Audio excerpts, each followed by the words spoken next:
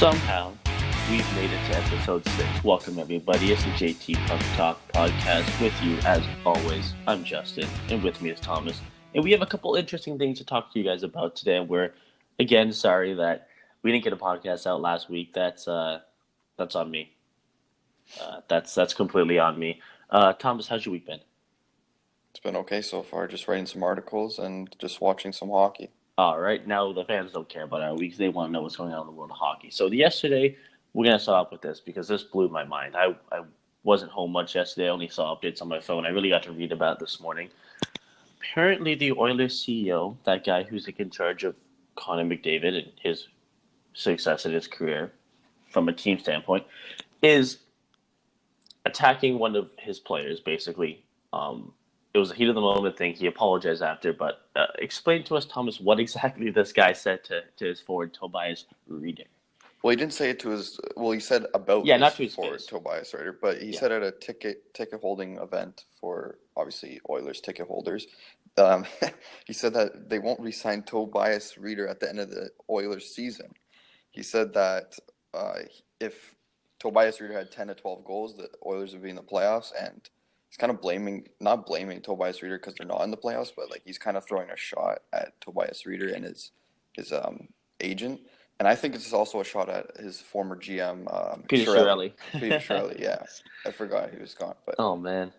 that's also a big shot at him because he's the one who signed Tobias Rieder last offseason. So Yeah. Yeah, maybe. I mean, I don't think so much it was like a shot at Chiarelli. Maybe it was. I think that he was like, a lot of teams wanted Tobias Rieder, and we were one of them. And he came here because of Leon Draisaitl and whatever that connection was.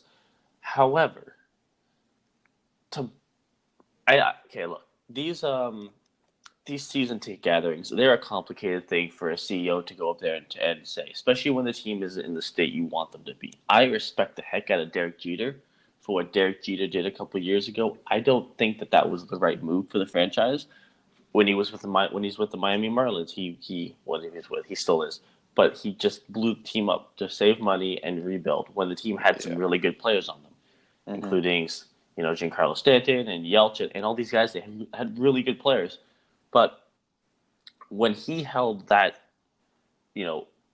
meeting with all the season ticket holders and was like, guys, this is what we're doing for the franchise. This is how it's going to make us better in a couple years.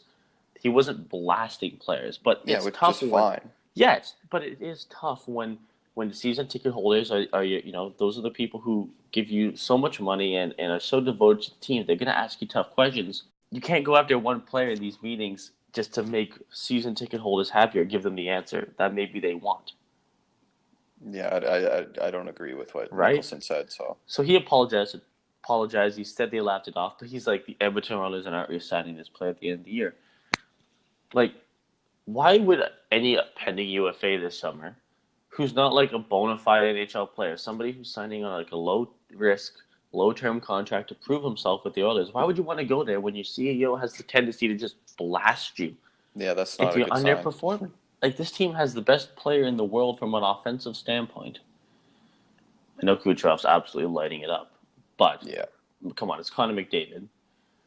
And the Edmonton Oilers have basically found a way to do whatever they could to make players not want to come and play with them.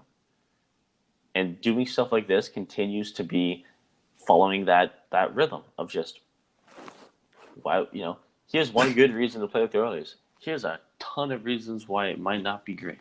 Yeah, they're not. He's not doing a very good job at marketing the team. No, the CEO of your team needs to have some filter, and I get it that's a mistake, and I know he probably regretted it the moment he said it at the thing, but he couldn't take it back, so he had to apologize to Tobias after the fact. He did. They said they're okay. However, I can't see Tobias Rieder coming back.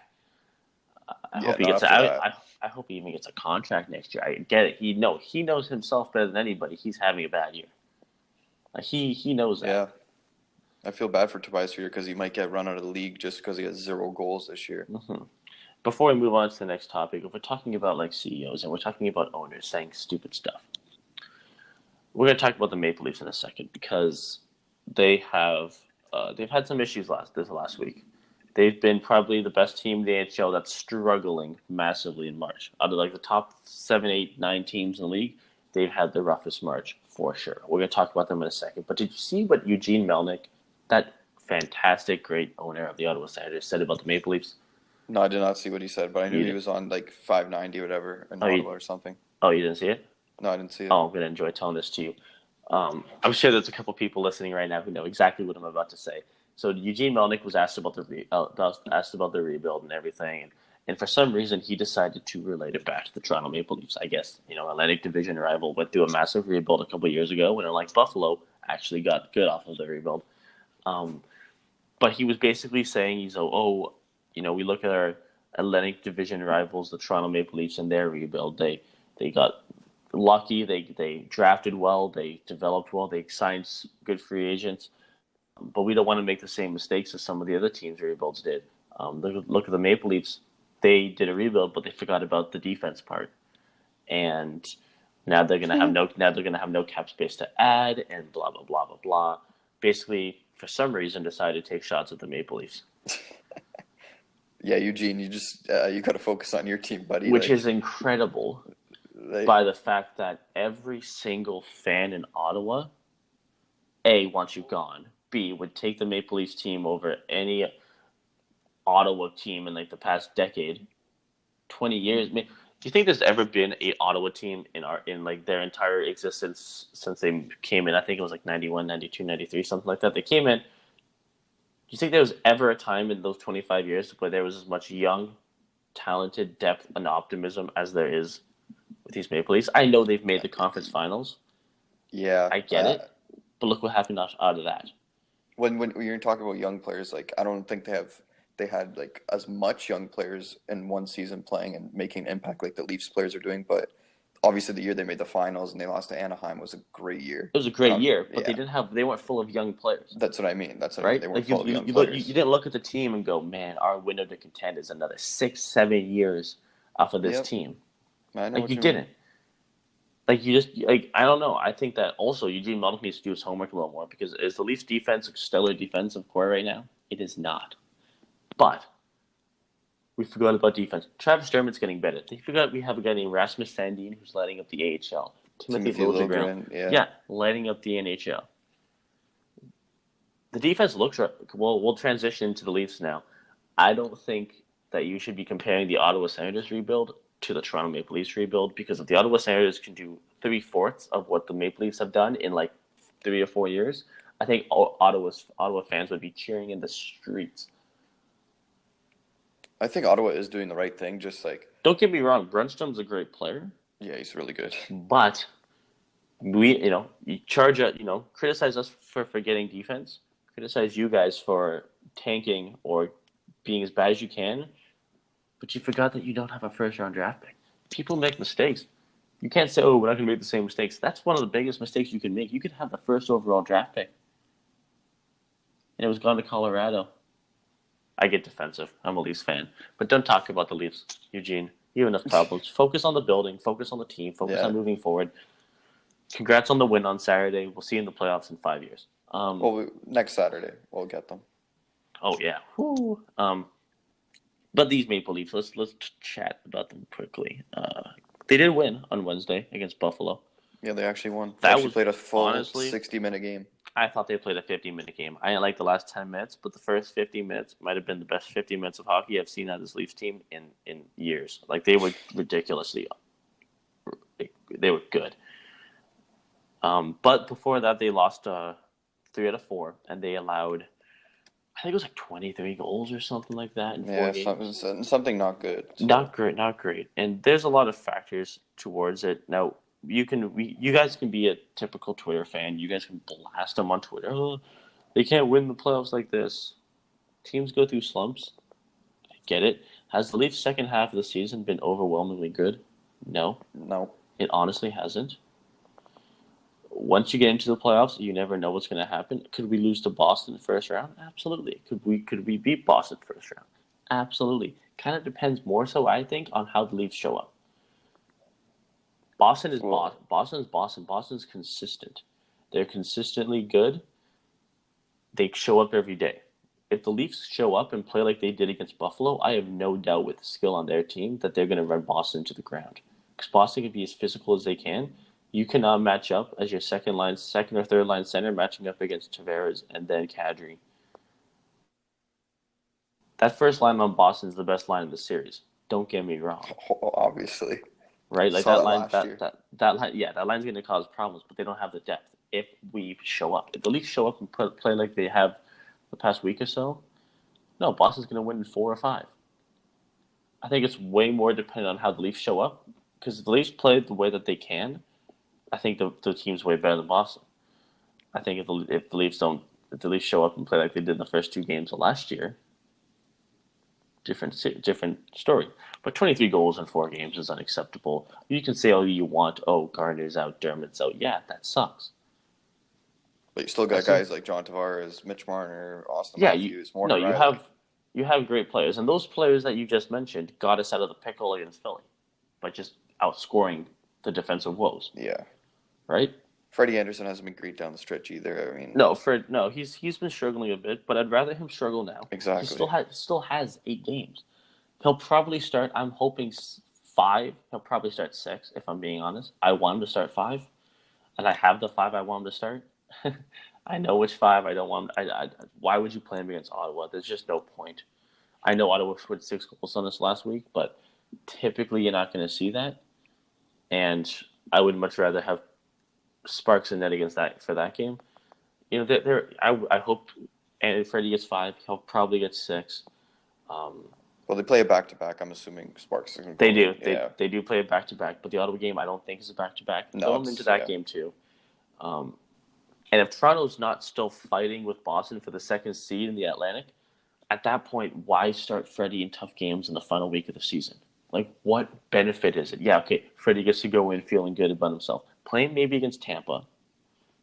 Why play him the last game of the season against Montreal? Like, just there's no need for it at that point. Well, like you're saying about catching up to Boston, I don't think the Leafs are catching up to Boston. No offense to the Leafs. I don't think so. I don't think so either. But if the Leafs can pull out a win against the Rangers on Saturday, which is plausible, Boston plays Florida. That's still very heavily favored in Boston, but Florida is a better competition than the Rangers, in my opinion. Florida lost to Boston in overtime 2 weeks ago. They could win. I like Florida's chances of beating Boston better than Rangers on ours. I mean, even one game, like even if we win it, we go to 95 points, and the Boston Bruins still have 99. So that's 99. However, the next game we both play Monday. We play Florida. They play Tampa. That could possibly go our way. Then you're looking at 2 points with the same amount of games, and we have the tiebreaker off our regulation and overtime wins. I'm just saying, I think these next 2 games is going to decide how the rest of the season goes. If the Leafs can pull out 2 victories, Boston maybe beats Florida, but say Tampa wins, which I feel of all the teams in the NHL, play Tampa, Boston. Those 2 games go our way. It's a 2-point thing. All you have to do is win 1 more game. Boston's got a lot Boston loses, yeah. Boston's got a lot of games on the road. I'm not saying it's going to happen. It's very likely that Leafs play the first game in TD Garden, and that's okay. I think that if Boston wins even maybe one of these next 2 games, you start saying, okay, give up on home ice, focus 100% on getting the systems right, feeling good, feeling confident, going into the playoffs. If this goes our way and we have a chance to win 2 games and Boston can lose 2, figuratively speaking, it's still very much in play. So we'll talk more about this maybe next week. We'll have a much clearer picture on the standings in the Atlantic Division. Right now it doesn't look good, but I looked at these next 2 games for both teams.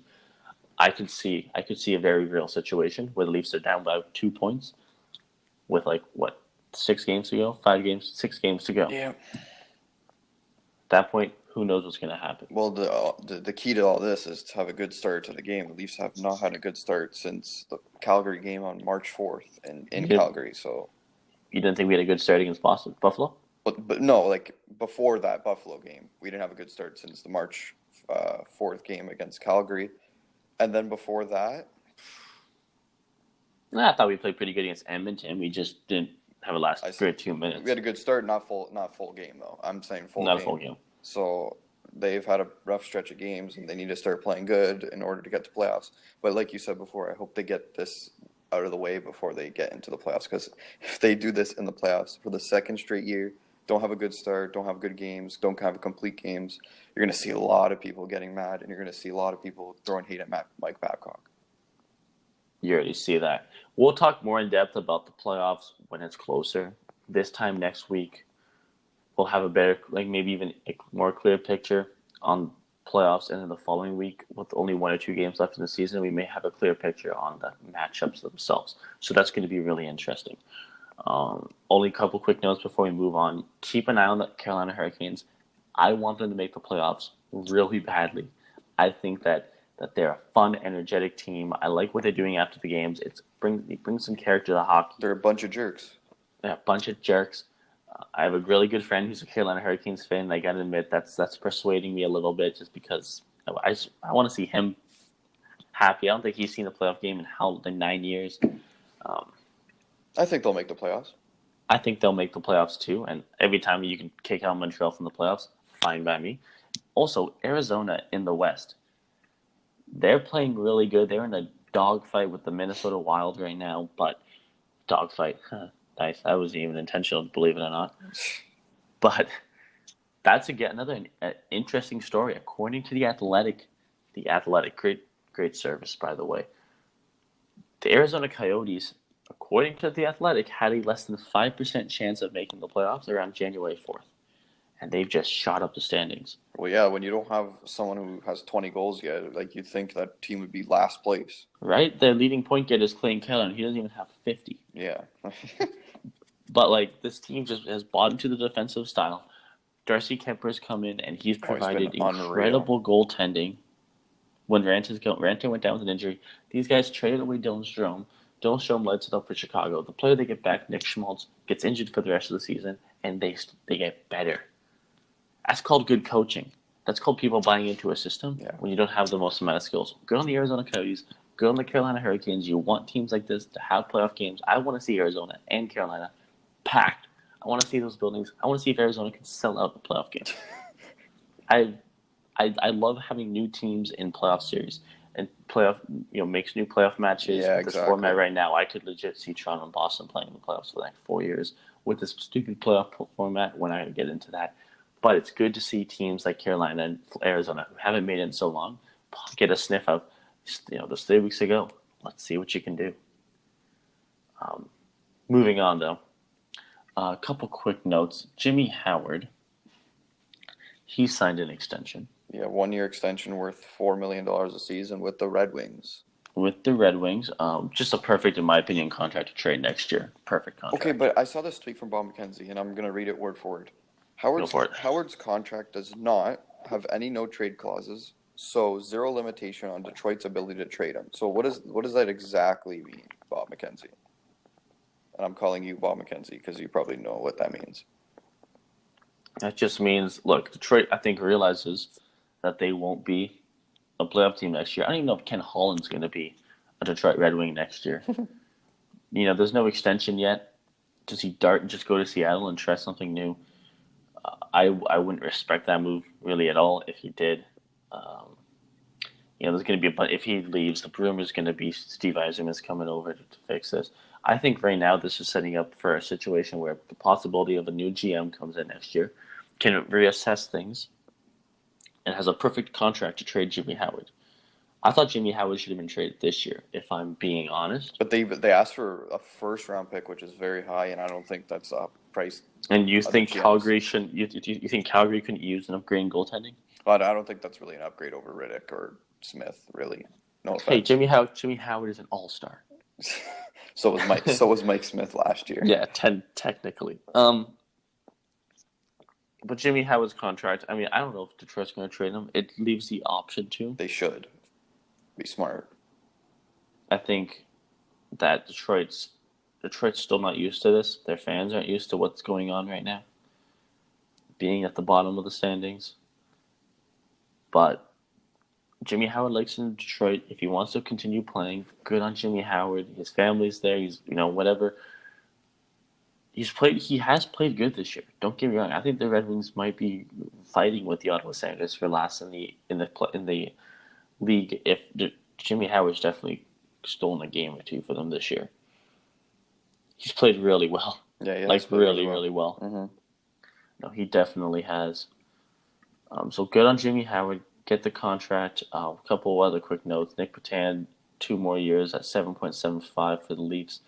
Just like I don't know how many times Dubas is going to sign players for 7.75. How many players are going to be on that contract next year? Callie Rosen's got 2 years. Nick Patan's got 2 years. Trevor Moore's got 2 years. Sparks got a year, I think. All these when you're going to have such a top heavy team of cap, this is very smart.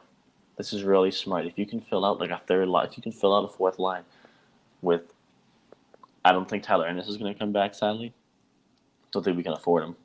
But if you could fill out a bottom line of Trevor Moore, Nick Patan, and maybe you either bring somebody up from the minors or you sign somebody for a cheap contract, I don't think that's a terrible fourth line. If you can fill it out with if you have 3 forwards possibly with 7.75 cap hit, a defenseman who's playing top six and Callie Rosen next year who's getting paid that much money, and to get backup goaltender, that's 5 players out of your 21-man roster who are combining for less than $4 million. Yeah, they're not the ideal players you want in your lineup every night, but it doesn't matter. The Leafs are obviously going to have cap trouble next year, and these contracts are just helping them out with their fourth line and their goalie position, their defensive problems. So, oh yeah, big time. Which get guys for cheap who can play roles. Exactly. And I think Trevor Moore is worth more than 7.75. My opinion. Yeah, I think he could. I think if he walked to the open market right now, he'd probably get a 2-year contract at 1.3 million per year. See what he can do. He's a hard worker. Love reminds me a lot of Zach Hyman. He's a good player. So get these guys on low contracts because you're going to be paying Matthews 11.34 or whatever, and you're paying Tavares 11. You're going to be paying Marner probably around 10 or more. Yeah, exactly. Willie's making 6.9. It's a lot. It's a lot. So good on Kyle Dubas. I like the move. But anything else you want to mention before we wrap things up here, Thomas? No, I just want to mention that Nick Padan, has 1 goal in 5 games for the Leafs, but I think he should be in the lineup every night just because Frederic Gauthier, the foot speed's not there, and Nick Padan adds that offensive touch and that skill with Trevor Moore. And I think Tyler Ennis should also be in the lineup because I don't think Connor Brown is, playing the best right now, and his contract's not that good right now, not looking too good because he's on the fourth line. And Tyler Ennis, I think, should be in the lineup every night because he adds skill. So that's my opinion. That's what I wanted to add. Yeah, I think Connor Brown's in a tough spot. I think if Connor Brown was making 1 million or 1.3, something like that, I think the Leafs fans would love him. I think it's the fact that he's making over 2 mil. It makes people annoyed because he's not getting he's not producing at what we're paying him to produce at. But it's also going to be difficult, I think, to trade that contract. So well, and people are also getting mad because Mike Babcock keeps using him, keeps referring to him when people are grinding hard. Like Zach Hyman is worth whatever he's doing, and he's playing with Marner and Tavares fine. But when you keep mentioning Connor Brown's playing good, and you keep relying on him, you keep putting him in the lineup, it's going to get fans a little bit annoyed because he's not performing. Of course, it's going to get fans a little annoyed. I don't question Mike Babcock so much. I can sit here and I agree with a lot of people online. I think William Nylander and Austin Matthews should have been reunited a lot long ago. Just because I think that a lot longer ago. My English is incredible today, ladies and gentlemen. Mike Babcock should have put Austin Matthews and William Nylander together a long time ago. Back in probably February, in my opinion. But he did it. It's done now. They're playing great together. Whatever. I'm not going to sit here. I don't sit here at a Leaf game and I get pissed off with the lines of Mike Babcock. No. I don't get pissed off, but I don't get pissed off at all. Look, I don't think Mike Babcock's going anywhere. You don't lose a coach like Mike Babcock. He's made this team better each and every year. Say what you want about the Leafs, and they may actually not get 105 points this year. Whatever. I like this team better this year than I did last year. Guys are coming to this team like John Tavares because they respect Mike Babcock. He's a good coach. He's won a Stanley Cup. He's won Olympic gold. He's won he's won everything. me, who sits in my apartment and watches Leaf games after class, is not going to sit here and tell Mike Babcock how to do his job. I can Oh, voice my exactly. Yeah, frustration. yeah, yeah. I don't mind people online at all who go, "Oh, Austin Matthews is not getting enough ice time." He's not. He played so little that first period against Buffalo. It was He played flying. like what, 4 minutes, 3 minutes? Yeah, I can agree. Look, if you want to go online and say, "Oh, Mike Babcock, I wish Mike Babcock didn't do this. Mike Babcock's a fool for doing that." That's fine. But don't pretend that we're here. We know more than Mike Babcock. He Exactly. sits in Yeah. the dressing room. He knows these players. He knows what's going on that we may not know. So I don't really focus on that so much. The team's playing brutal, and the team was in last place, and the team was underperforming exceptionally. Maybe there's more reason to do it. If Mike Babcock wins, if at least win the first series, Mike Babcock's going to be paraded as a genius all season long when he got bashed for Yeah. for playing Kapanen with Matthews and not Nylander. Even though Kapanen is having a career year because he started off with Matthews and was playing amazing. Like, who knows what the heck's going on in that dressing room? I just watch the games. I'll sit here and analyze the games. I'm not going to analyze Mike Babcock's job because I'm not in Mike Babcock's shoes. So stop hating the guy. That was a good rant. That was a good rant. We paraded when we didn't really actually parade, but we screamed and yelled. And Yeah. when he came here, don't drive him away like you drove other people away. Come on, guys. You have to give people a chance. He's a good coach. Anyway, that was a bit of an annoying rant. We are going to end it off on that rant. So, Thomas is going to hate me doing this, but Thomas, do the outro, sir. Before I do the outro, next week, do we want to do the Seattle expansion draft? Seattle expansion draft might be a good idea for next week, and then the following week we'll go deep into. Because the following week's going to be like a game or two left in the regular season, and then we'll try to get a podcast out to you in between the last game of the season. And I think the playoffs will start on the Wednesday. Yeah, no, we'll try April 10th or whatever. I don't know when that is. Yeah, the Wednesday. We'll try to record one in that time between the last game of the season, and we'll do a quick little preview of all the series and in depth and fill out your bracket because that's the only bracket in the world that matters right now. Oh, it's the NHL playoff bracket. March Madness. No, I went like 10 and I went like I had a really good score yesterday. I went like 13-3, something like that. That was really good. But I had Marquette in the Final Four, so damn. Anyway, that's I guess I am doing the outro. Yeah, you can. I'll do it. I'll take it over. All right, go for it. All right, this has been the JT Puck Talk podcast. I'm Thomas, and this is Justin Walters, and we'll chat next week.